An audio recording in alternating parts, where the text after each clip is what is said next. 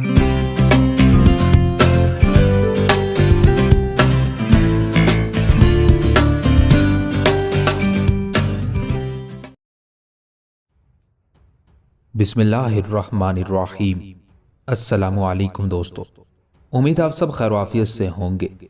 Bahlol Lodi episode 5। Malwa के राजमहल में रानी मंदूरी और राजा प्रताप देव के दोनों बेटे नरसिंह और राय भीम एक कमरे में बैठे किसी मौजू पर गुफ्तगू कर रहे थे कि उस कमरे में दोनों राजकुमारियां किरण देवी और कंपल देवी अपनी ख्वाबगाह से निकलकर दाखिल हुई थी और आगे बढ़कर खाली नशिस्तों पर बैठ गई थी। कंपल देवी छोटी थी, किरण देवी बड़ी राजकुमारी थी, जबकि उनकी मां मंदूरी भी उम्र में कुछ ज्यादा नहीं थी। उनकी मां नहीं बड़ी बहन लगती थी, इसलिए कि मंदूरी किरण देवी, कंपल देवी, नरसिंह और राय भीम की सगी नहीं सौतेली मां थी। उनकी सगी मां फौत हो चुकी थी। जब किरण देवी और कंपल देवी दोनों नशिस्तों पर बैठ गईं, तब बड़ी राजकुमारी किरण देवी ने एक बार उस कमरे का जायजा लिया, फिर अपने भाई नरसिंह की तरफ देखते हुए कहने लगी, भाई, पिताजी कहाँ गए हैं? इस पर नरसिंह ने किरण देवी की तरफ देखा जो उसकी छोटी बहन थी, फिर बड़ी अपनायत में उसे मुखातिब करके कहने लगा, मेरी बहन, पिताजी मुस्तकर की तरफ गए हैं। दरअसल वो एक लश्कर की रवानगी को आखिरी शक्ल दे रहे हैं। यह लश्कर हमारा सिपह सलार भानदेव और उसका भाई लदर देव लेकर जाएंगे। नरसिंह के उन अल्फाज पर किरण देवी चौंकी थी, कहने लगी, ये भानदेव और लदर देव लश्कर लेकर कहाँ जाएंगे? इस पर नरसिंह मुस्कुराते हुए कहने लगा, मेरी अजीज बहन, ये तो तुम्हें पता है कि उदयपुर के निवाह में तुम्हारे मंगेतर चितरसाल और बहलोल लोदी के सालार उमर खान के दरमियान टकराव हुआ था और उस टकराव के नतीजे में उमर खान ने उदयपुर के लश्कर को बदतरीन शिकस्त दी है। जहां चितरसाल की शिकस्त की खबरें हम तक पहुंची हैं, वहां ये खबरें ग्वालियर के राजा मानसिंह की तरफ भी गईं। लिहाजा चितरसाल की मदद के लिए राजा मानसिंह ने अपना एक लश्कर भेजा है जो चितरसाल की मदद करते हुए बहलोल लोदी के सालार उमर खान से टकराएगा। इस वक्त बहलोल लोदी के लश्कर में 4 सालार हैं, उमर खान, अली खान, बहावलदीन और मुबारिस खान, और उनमें उमर खान ही नुमाया है और लश्कर की कमानदारी भी उसी के हाथ में है। अब जो खबरें आई हैं उनके मुताबिक उमर खान ने उदयपुर के निवाह से कूच करके दिल्ली का रुख किया है, जबकि ग्वालियर के राजा मानसिंह का लश्कर बड़ी तेजी और बर्क रफ्तारी से उदयपुर का रुख किए हुए है और उदयपुर के लश्कर के साथ मिलकर वो उमर खान के लश्कर के ताक़ुब में लग जाएंगे। इतनी देर तक हमारे दोनों भाई भानदेव और लदर देव जो लश्कर लेकर आज थोड़ी देर तक रवाना होंगे, वो भी बड़ी बर्क रफ्तारी और तेजी से हरकत में आएंगे और उस शाहराह का रुख करेंगे जिस पर सफर करते हुए उमर खान अपने लश्कर के साथ दिल्ली का रुख किए हुए है। उस शाहराह पर भानदेव और लदर देव दोनों मुसलमानों के लश्कर की राह रोकेंगे, उसे अपने साथ उलझाए रखेंगे। इतनी देर तक ग्वालियर और उदयपुर का मुतहिदा लश्कर भी पुष्ट की जानिब से पहुंच जाएगा। इस तरह मुसलमानों के लश्कर पर जब 2 तरफा हमले होंगे तो चितरसाल की शिकस्त फतह में और मुसलमानों के सालार उमर खान की कामयाबी नाकामी में तब्दील हो जाएगी। अपने भाई नरसिंह के उन अल्फाज का जवाब किरण देवी देना ही चाहती थी कि ऐन उस लम्हे राजमहल के उस कमरे में राजा प्रताप देव दाखिल हुआ था। आगे बढ़कर वो अपनी रानी मंदूरी के पहलू में बैठ गया था। उस मौके पर सब ने देखा कि वो कुछ उदास और उलझा उलझा सा था। उसकी हालत देखते हुए उसके बड़े बेटे नरसिंह ने उसे मुखातिब किया और कहने लगा, पिताजी, क्या बात है? आप तो मुस्तकर की तरफ गए थे ताकि भानदेव और लदर देव के साथ एक लश्कर की रवानगी का एहतमाम करें, जबकि मैं देखता हूं आप कुछ परेशान और फिक्रमंद होकर लौट रहे हैं।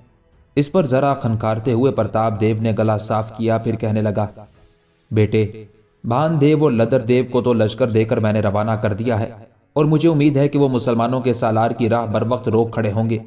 लेकिन उनकी रवानगी के थोड़ी ही देर बाद मुस्तकर में मेरे पास अपना एक सालार आ गया जिसने एक बुरी खबर सुनाई है, जिसकी बिना पर मैं कुछ मुतजलजल सा हो गया हूं। कैसी खबर? नरसिंह ने गौर से अपने बाप प्रताप देव की तरफ देखते हुए फिक्रमंदी में पूछ लिया था। इस पर प्रताप देव कहने लगा, बेटे, मेरे वो कासिद दिल्ली की तरफ से आए थे। तुम जानते हो, पहले मैं बड़ा खुश और मुतमईन था कि 2 मुसलमान कुव्वतें आपस में टकरा रही हैं, इसलिए कि दिल्ली का सुल्तान बहलोल लोदी लाहौर की तरफ गया हुआ था। उसकी गैर मौजूदगी में जौनपुर के हुक्मरान महमूद शर्की ने दिल्ली पर हमला कर दिया था। मुझे पक्की पुख्ता उम्मीद थी कि जौनपुर का हाकिम महमूद शर्की दिल्ली फतह कर लेगा और दिल्ली पर बहलोल लोदी के बजाय महमूद शर्की की हुक्मरानी हो जाएगी। मेरे बच्चे, जैसे कि तुम्हारी मौजूदगी में यह फैसला हुआ था कि हम उदयपुर वाले और ग्वालियर वाले मिलकर हिंदुस्तान की हुकूमत का तख्ता उल्टें और मुसलमानों की बजाय हम तीनों कुव्वतों की मुश्तरका हुकूमत हिंदुस्तान पर होगी। जिस वक्त महमूद शर्की दिल्ली पर हमलावर होने के लिए रवाना हुआ था, मैं बेहद खुश था। مجھے امید بھی تھی کہ وہ دہلی فتح کر لے گا اور بہلول لودھی پنجاب میں بیٹھا دیکھتا رہ جائے گا۔ حیرت اور تعجب کی بات یہ ہے کہ دہلی میں جو بہلول لودھی کا مختصر سا لشکر تھا، اس نے کمال جرأت مندی سے کام لیتے ہوئے محاصرین کو روکے رکھا۔ محمود شرکی کو شہر کے نزدیک نہیں آنے دیا۔ اسی دوران پنجاب میں بہلول لودھی کو خبر ہو گئی کہ محمود شرکی نے دہلی کا محاصرہ کر لیا ہے، لہٰذا وہ بڑی برق رفتاری سے مشرق کی طرف بڑھا اور منزل پر منزل مارتا ہوا دہلی کی طرف آیا۔ چنانچہ محمود شرکی اور بہلول لودھی کے لشکریوں کے درمیان پانی پت کے میدانوں میں جنگ ہوئی، جس میں بہلول لودھی نے محمود شرکی کو بدترین شکست دی ہے۔ بیٹے، ہمارے مخبر نے بتایا ہے کہ محمود شرکی اپنے شہر جونپور کی طرف بھاگ گیا۔ اس کے پاس اپنے پڑاؤ میں جو کچھ تھا وہ سب کچھ اس سے لٹ گیا ہے اور بہلول لودھی کے لشکریوں کے ہاتھ چڑھ گیا ہے۔ اس طرح اس جنگ میں نہ صرف یہ کہ بہلول لودھی کو شاندار فتح حاصل ہوئی ہے، بلکہ اسے ہاتھیوں اور دوسری ضروریات زندگی کی صورت میں بھی بہت سا سامان مل گیا ہے، جو اس کی صرف عسکری ہی نہیں، مالی طاقت اور قوت میں بھی اضافے کا باعث ہوگا۔ بیٹے، جس وقت ہمارے مخبر یہ خبریں لے کر آئے، اس وقت میں شش و پنج میں پڑ گیا تھا۔ یہ ارادہ کیا کہ فی الفور اپنے تیز رفتار قاصد اپنے سیناپتی بھان دیو اور اس کے بھائی لدر دیو کی طرف روانہ کر دوں اور ان سے کہوں کہ جو لشکر لے کر وہ جا رہے ہیں اسے لے کر واپس آ جائیں۔ پھر میں نے سوچا اس طرح ہماری بے عزتی اور جگہنسائی ہوگی۔ مسلمانوں کے خلاف حرکت میں آنے کے لیے ہم نے گوالیار کے راجہ مان سنگھ اور ادے پور کے رانا کے ساتھ ایک وعدہ کیا تھا۔ اگر میں اپنے لشکر کو واپس بلا لیتا تو یہ ایک طرح کی وعدہ خلافی ہو جاتی۔ اس طرح میں نے اپنے لشکر کو جانے دیا۔ اب دیکھیں حالات کیا رخ اختیار کرتے ہیں۔ پرتاپ دیو جب خاموش ہوا تب پہلی بار اس کی رانی مندوری بولی اور کہنے لگی، حالات نے کیا رخ اختیار کرنا ہے؟ مسلمانوں کا سالار عمر خان میرے بھائی کا قاتل ہے۔ میں ہر صورت میں اسے موت کے گھاٹ اترتے دیکھنا چاہتی ہوں۔ اور پھر آپ یہ بھی سوچیں کہ مسلمانوں کے سالار کے پاس اس وقت چھوٹا سا لشکر ہے۔ بے شک اس نے ادے پور کے رانا کے لشکر کو شکست دی ہے اور انفرادی مقابلے میں کرن دیوی کے منگیتر چترسال کو بھی زیر کیا ہے، لیکن وہ معاملہ اور تھا۔ اب جب بھان دیو اور لدر دیو دہلی کی طرف جاتے ہوئے اس کی راہ روکیں گے اور پشت کی طرف سے ادے پور کے رانا اور گوالیار کا متحدہ لشکر نمودار ہو کر جب مسلمانوں کے لشکر پر وارد ہوگا تو میرا اندازہ ہے کہ اس ٹکراؤ کے نتیجے میں مسلمانوں کے سالار تو سب کے سب ختم ہو جائیں گے، ان کے کسی لشکری تک کو بھی بھاگ کر اپنی جان بچانے کا موقع نہیں ملے گا۔ مندوری جب خاموش ہوئی، پرتاپ دیو پھر خدشات کا اظہار کرتے ہوئے کہنے لگا، لیکن ہمارے اس عمل میں کچھ خطرات اور خدشات بھی ملوث ہیں۔ کیسے خدشات اور خطرات؟ رانی مندوری نے بڑے غور سے پرتاپ دیو کی طرف دیکھتے ہوئے پوچھ لیا تھا۔ اس پر پرتاپ دیو کہنے لگا، بہلول لودھی اس وقت خوب طاقت اور قوت پکڑ چکا ہے اور دہلی میں اس کی حکومت بھی اب محمود شرکی کو شکست دینے کے بعد مستحکم ہو گئی ہے۔ مجھے یہ خطرات امڑتے دکھائی دے رہے ہیں کہ یہ جو ہم نے اپنا لشکر اس کے سالار عمر خان پر ضرب لگانے پر بھیجا ہے، تو ہمارے اس عمل کو نگاہ میں رکھتے ہوئے آنے والے دور میں بہلول لودھی ہمیں ہدف بنانے کی کوشش کرے گا۔ اس پر رانی مندوری بڑی اکڑ میں کہنے لگی، اس سے کیا ہوتا ہے؟ اگر بہلول لودھی ایسا کرنا چاہتا ہے تو یہ بھی کر کے دیکھ لے، وہ اکیلا ہوگا۔ اس کے مقابلے میں ہم، ادے پور کا رانا اور گوالیار کا راجہ مان سنگھ ہوں گے، تو کیا وہ اکیلا ہم تینوں قوتوں کے لشکر کو مات دے گا؟ اور پھر اب تک جو ہمارے مخبروں کے علاوہ ہمارے سیناپتی بھان دیو نے بتایا ہے، اس کے مطابق جس قدر لشکر اس وقت ہمارے پاس ہے، اتنا ہی لشکر اس وقت بہلول لودھی کے پاس ہے۔ عسکری طاقت میں گوالیار کا راجہ ہم سے آگے ہے، جبکہ ادے پور کے رانا کا بھی لشکر ہم سے زیادہ ہے۔ اس کے باوجود بھی آپ ان خدشات کا اظہار کرتے ہیں کہ آنے والے دور میں یہ بہلول لودھی کہیں ہمارے لیے خطرے کا باعث نہ بن جائے۔ آپ کے ان خدشات کے جواب میں یہ کہہ سکتی ہوں کہ اگر بہلول لودھی نے آنے والے دور میں کبھی مالوا پر حملہ آور ہونے کی حماقت کی تو ہم اکیلے ہی اسے بدترین شکست دے دیں گے۔ جب ایسا ہوگا تو دہلی کا تخت و تاج بہلول نہیں ہمارے پاس ہوگا۔ رانی مندوری جب خاموش ہوئی تب چند لمحوں تک تو خوشکن انداز میں پرتاپ دیو اس کی طرف دیکھتا رہا، پھر اسے مخاطب کر کے کچھ کہنا ہی چاہتا تھا کہ اس موقع پر بڑی راجکماری کرن دیوی بول اٹھی اور کسی قدر خدشات بھری آواز میں کہنے لگی، یہ بہلول لودھی کو مات دینا تو مستقبل کی بات ہے، ہمیں حقیقت سے روپوشی اختیار نہیں کرنی چاہیے۔ میں جانتی ہوں ماتا کے خیالات ہم سے نہیں ملتے، اس کے باوجود میں کہوں گی کہ جو کچھ انہوں نے کہا ہے وہ درست نہیں ہے۔ ماتا کا کہنا ہے کہ جس قدر لشکر ہمارے پاس ہے اتنا بڑا لشکر ہی دہلی کے سلطان بہلول لودھی کے پاس ہے، اور ہمارے لشکر سے بڑے بڑے لشکر ادے پور کا رانا اور گوالیار کا راجہ مان سنگھ لیے بیٹھے ہیں۔ لیکن جب ہم حقیقت کی طرف دیکھتے ہیں تو معاملہ کچھ الٹ دکھائی دیتا ہے، اس لیے کہ بہلول لودھی نے ادے پور کے رانا کو سبق سکھانے کے لیے اپنے ایک سالار عمر خان کو روانہ کیا۔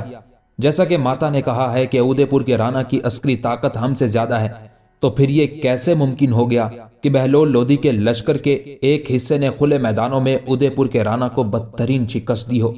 اور پھر سب سے زیادہ ذلت، سب سے زیادہ رسوائی کی بات یہ ہے کہ اس ٹکراؤ سے پہلے چترسال نے عمر خان کو انفرادی مقابلے کی دعوت دی۔ پتا جی، جو سورما انفرادی مقابلے کے لیے میدان میں اترتا ہے وہ سوچ سمجھ کر میدان میں قدم رکھتا ہے، اور پھر جب مقابلہ ہوتا ہے تو جیتنے والا سورما ہارنے والے کی گردن ضرور کاٹتا ہے۔ اس ٹکراؤ میں چترسال کی خوش قسمتی کے بہلول لودھی کے سالار عمر خان نے چترسال کو موت کے گھاٹ نہیں اتارا، بلکہ شکست دینے کے بعد اسے واپس اپنے لشکر میں جانے کی اجازت دے دی۔ پتا جی، سب سے بڑی بات یہ کہ اگر بہلول لودھی کے لشکر کا ایک حصہ جو عمر خان کی سرکردگی میں کام کر رہا تھا وہ ادے پور کے رانا کی عسکری طاقت کو شکست دے سکتا ہے، تو کیا بہلول لودھی کے پاس یہی لشکر تو نہیں ہے جو عمر خان لے کر آیا تھا؟ اس کے پاس اور بھی لشکر ہوں گے، عمر خان جیسے اس کے پاس اور بہت سے سالار ہوں گے، لہٰذا ہمیں اپنے مستقبل کے سفر کو سوچ سمجھ کر اختیار کرنا ہوگا اور چاروں طرف نگاہ رکھتے ہوئے کوئی قدم اٹھانا ہوگا۔ اس سلسلے میں ہمیں کسی بھی موقع پر غیر ذمہ داری کا مظاہرہ نہیں کرنا ہوگا، اور اگر ہم ایسا کریں گے تو ایسا نقصان اٹھائیں گے جس کی تلافی زندگی بھر نہیں کر سکیں گے۔ یہاں تک کہنے کے بعد حسین اور خوبصورت راجکماری کرن دیوی جب خاموش ہوئی تو رانی مندوری ناپسندیدگی کا اظہار کرتے ہوئے کہنے لگی، کرن دیوی، جو کچھ تم نے کہا ہے میں اس سے قطعی اتفاق نہیں کرتی۔ عمر خان نے اگر کسی ہیلے، کسی بہانے سے چترسال کو شکست دیتی ہے تو اس کا یہ مطلب نہیں ہے کہ اس نے رانا ادے پور کی عسکری طاقت کو اپنے سامنے زیر و ڈھیر کر لیا ہے۔ اگر عمر خان بہلول لودھی کے لشکر کے ایک حصے کو لے کر ادے پور کی طرف گیا تھا تو چترسال بھی رانا کا سارا لشکر لے کر تو نہیں نکلا ہوگا، وہ بھی لشکر کا ایک حصہ لے کر ہی عمر خان کے مقابلے پر گیا ہوگا۔ لہٰذا یہ کہہ دینا کہ عمر خان نے رانا ادے پور کی طاقت کو اپنے سامنے زیر کیا ہے، غلط ہے۔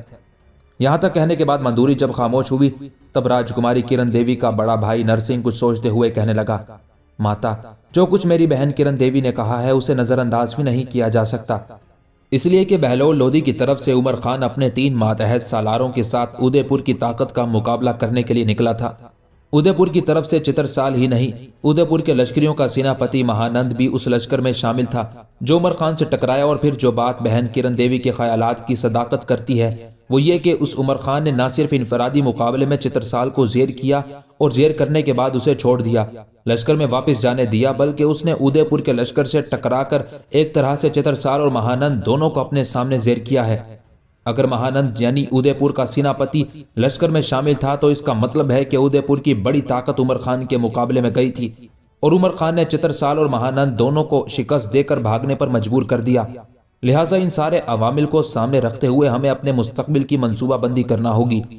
نرسنگ جب خاموش ہوا تب مندوری پہلے کی نسبت زیادہ اکڑ اور غرور میں کہنے لگی، کچھ بھی ہوا میری زندگی کا مقصد اور ہماری طاقت اور قوت کا محور یہی ہے کہ کسی نہ کسی طرح بلکہ ہر صورت میں بہلول لودھی کے سالار عمر خان کو موت کے گھاٹ اتارا جائے۔ اگر وہ کسی سورما کے ہاتھوں نہ مارا گیا، کوئی اسے زیر نہ کر سکا، تو میں اسے ایسے طریقے سے موت کے گھاٹ اتاروں گی کہ کسی کو کانوں کان خبر نہیں ہوگی کہ عمر خان کیسے مارا گیا۔ رانی مندوری کے ان الفاظ پر کرن دیوی، اس کی چھوٹی بہن کمپل دیوی، خود پرتاپ دیو اور اس کے دونوں بیٹے چونکے تھے۔ پھر رانا پرتاپ کے چھوٹے بیٹے رائے بھیم نے، جو کرن دیوی اور کمپل دیوی دونوں سے بڑا تھا، غور سے رانی مندوری کی طرف دیکھتے ہوئے پوچھ لیا، ماتا، یہ آپ نے عجیب سی بات کہہ دی ہے۔ اگر کسی ٹکراؤ یا کسی جنگ کے دوران عمر خان کسی کے ہاتھوں زیر نہیں ہوتا، مارا نہیں جاتا، تو وہ کون سا طریقہ ہے جسے استعمال کرتے ہوئے آپ عمر خان کا خاتمہ کریں گی اور کسی کو کانوں کان خبر تک نہ ہوگی؟ رائے بھیم کے ان الفاظ پر مندوری مسکرا دی تھی۔ کرن دیوی، کمپل دیوی، پرتاپ دیو اور نرسنگ ہی نہیں، رائے بھیم بھی بڑے غور سے اس کی طرف دیکھ رہے تھے۔ یہاں تک کہ مندوری پھر بول اٹھی، اگر میں سب طرف سے مایوس ہو گئی تو پھر زہر خورانی سے کام لیتے ہوئے اس عمر خان کا میں خاتمہ ضرور کراؤں گی۔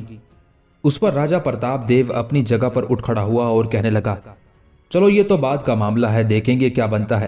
فی الحال تو ہمیں یہ انتظار کرنا ہے کہ جو لشکر ہم نے عمر خان پر ضرب لگانے کے لیے بھیجا ہے وہ کیسی کارگزاری کا مظاہرہ کرتا ہے، اس لیے کہ ہمارا سیناپتی بھان دیو اور اس کا بھائی لدر دیو بھی بڑے نایاب تیغزن خیال کیے جاتے ہیں، اور پھر یہ کہ راجہ مان سنگھ اور ادے پور کے رانا کا ایک متحدہ لشکر بھی عمر خان کے تعاقب میں ہے، اور یہ ٹکراؤ بڑا دلچسپ بھی ہوگا۔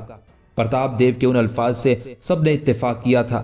پھر پرتاپ دیو کے کہنے پر سب راج محل کے اس کمرے سے نکل کر پشتی حصے میں جو باغ تھا اس میں چلے گئے تھے۔ عمر خان نے اپنے لشکر کے ساتھ ایک ایسی جگہ قیام کر لیا تھا جہاں پشت پر کئی پھٹی زمین، کچھ ٹیلے اور گہری گھاٹیاں تھیں۔ उसे उसके मुखबिरों ने यह बता दिया था कि एक लश्कर उसके ताक़ुब में लगा हुआ है और यह लश्कर राजा मान सिंह और उदयपुर के राणा के लश्करियों पर मुश्तमिल है। उमर खान चाहता तो बड़ी बर्क रफ्तारी से सफर करते हुए मान सिंह और राणा के लश्कर से बचकर दिल्ली जा सकता था, लेकिन उसने ऐसी जगह पड़ाव कर लिया था जो जगह दुश्मन से टकराने के लिए बड़ी सूदमंद थी। एक रोज शाम के वक्त उमर खान, अली खान, बहावलदीन और मुबारिस खान चारों एक जगह बैठे दुश्मन के लश्कर से निमटने की मंसूबाबंदी पर बहस कर रहे थे कि कुछ सवार लश्करगाह में दाखिल हुए। आने वाले दिल्ली की तरफ से आए थे। उमर खान और उसके साथी सालार उन्हें पहचान गए। फिर दिल्ली से आने वाले मुखबिर सीधे उस तरफ गए जहां वो चारों बैठे हुए थे। जब वो अपने घोड़ों से उतरे, चारों ने आगे बढ़कर बड़े पुरजोश अंदाज में उनसे मुसाफा किया, उन्हें अपने पास बिठाया। फिर उमर खान ने उन्हें मुखातिब किया, मेरे अजीज साथियों, क्या तुम हमारे लिए सुल्तान की तरफ से कोई पैगाम लेकर आए हो? इस पर आने वालों में से एक उमर खान को मुखातिब करके कहने लगा, उमर खान, हमारे अजीज सुल्तान बहलोल लोदी को खबर हो गई है कि आपने उदयपुर के बाहर राणा के लश्कर को बदतरीन शिकस्त दी है। इस पर सुल्तान ने बेपनाह खुशी और तमानियत का इजहार किया था। साथ ही ये भी खबरें पहुंची कि ग्वालियर के राजा मान सिंह और उदयपुर के राणा के मुतहिदा लश्कर ने आप लोगों का ताक़ुब शुरू कर दिया है। लिहाजा सुल्तान ने एक लश्कर आप लोगों की मदद के लिए कुरमली खान की कमानदारी में इस तरफ रवाना किया है, इसलिए कि अब आप लोगों को बैक वक्त दो लश्करों से निमटना होगा।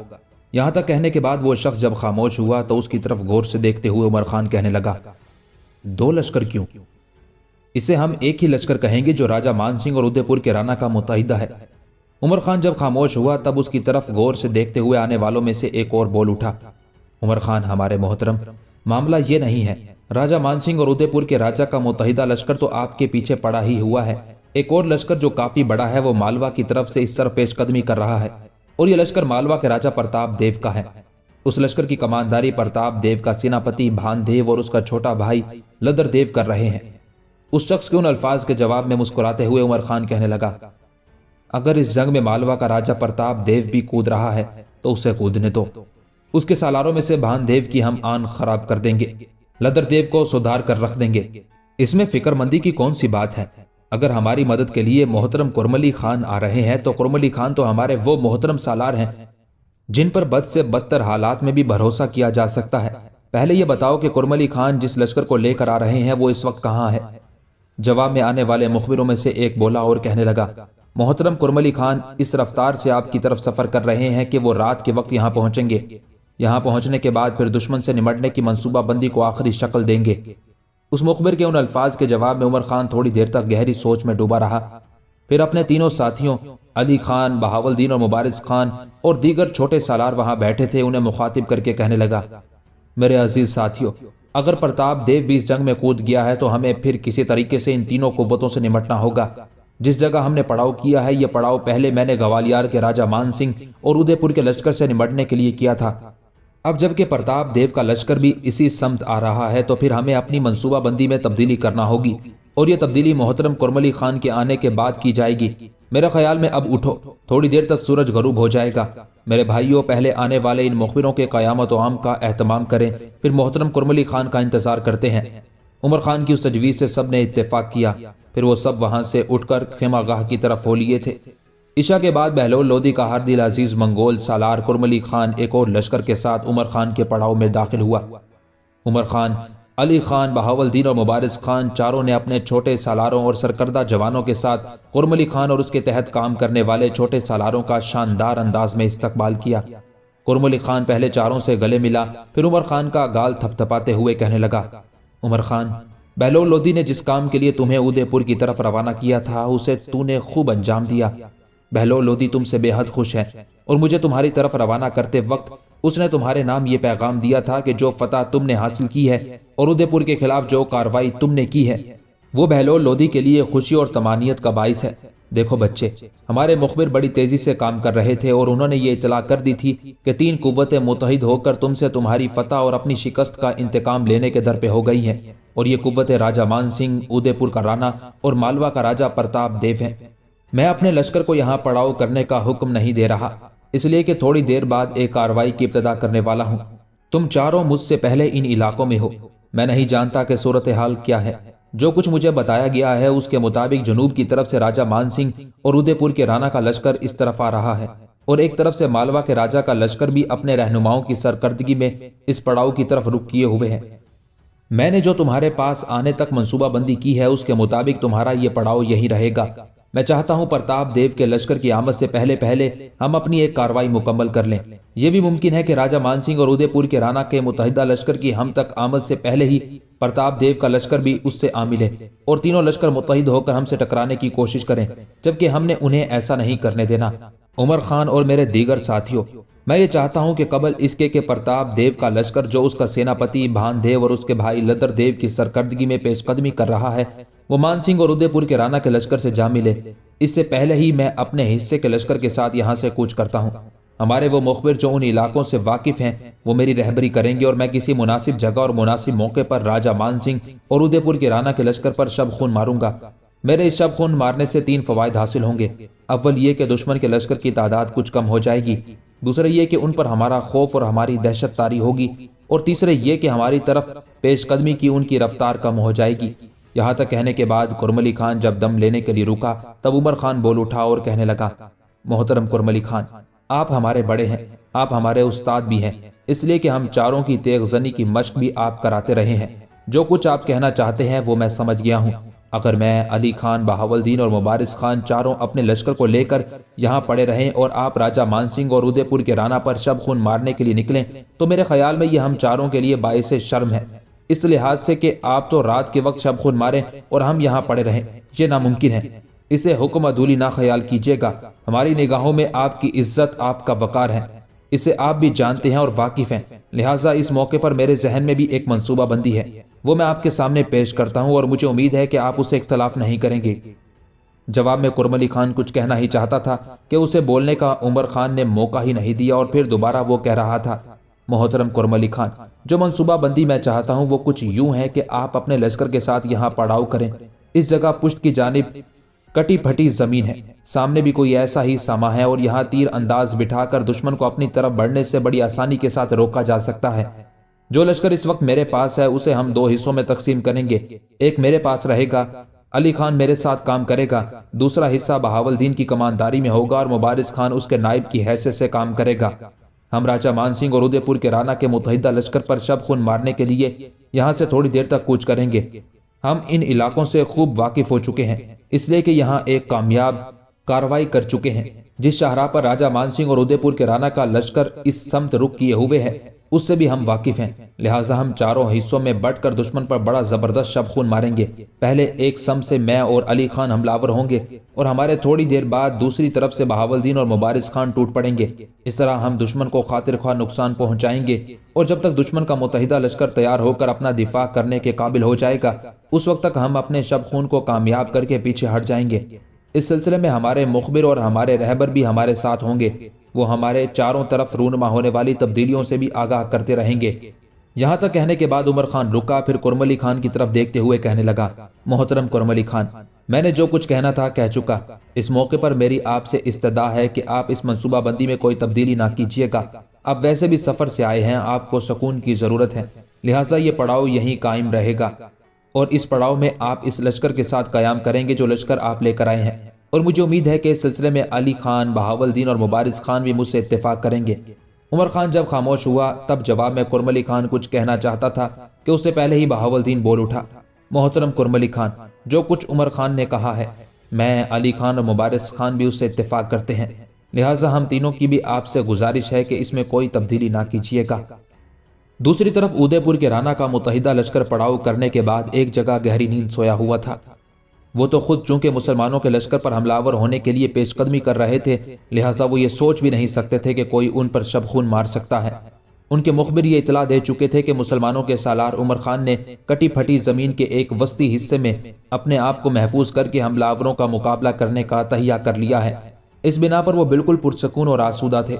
ایسے میں اچانک ایک طرف سے عمر خان اور علی خان آدھے لشکر کے ساتھ خونی دھندلکوں کی کہانیوں میں موت کی گہری نیند سلا دینے والے جبر کے ہولناک طوفانوں، یادوں خواہشوں کے سنگ میں امیدوں کے در بند کر دینے والے دستے بلاخیز وہموں اور خوابوں کی دنیا سے نکال کر سانسوں کی اوس تک چاٹ لینے والے فضا کے کھولتے قہر کی طرح حملہ آور ہو گیا تھا۔ اسی لمحے ادے پور کے رانا اور گوالیار کے راجہ کے متحدہ لشکر کی دوسری سمت سے بہاولدین، مبارز خان اور قطب خان بستیوں میں آگ لگاتی، جسموں میں زہر بھرتی، ہر شے کو بے توقیر کرتی، ازل سے بھٹکتی روحوں، غبار بھرے موسموں میں منزلوں کے راستے معدوم کرتی، وحشت بھری چیختی ہواؤں اور تند اور شفاق لمحوں کی طرح ٹوٹ پڑے تھے۔ رات کی گہری تاریکی میں تلواروں کی چھاؤں، ڈھالوں کی آوازوں تلے اور سنان کی چبھتی انیوں کی اذیت ناکی میں بربادی کے ان گنت نقوش اٹھ کھڑے ہوئے تھے۔ دعائیں بے ثمر، خواہشیں بے لباس ہونا شروع ہو گئی تھی۔ پیچ در پیچ عذابوں کے نئے سلسلے اپنا رنگ جمانے لگے تھے۔ یہ بڑا شدید، زبردست اور ہولناک شب خون تھا۔ کچھ دیر تک عمر خان اور اس کے ساتھیوں نے دشمن کے متحدہ لشکر کا قتل عام کیا۔ آخر گوالیار کے راجہ مان سنگھ کے سالار اور چتر سال نے اپنے لشکر کو سنبھالا، جوابی کارروائی شروع کی، لیکن چتر سال کی بدقسمتی کے اس ٹکراؤ کے دوران وہ مارا گیا۔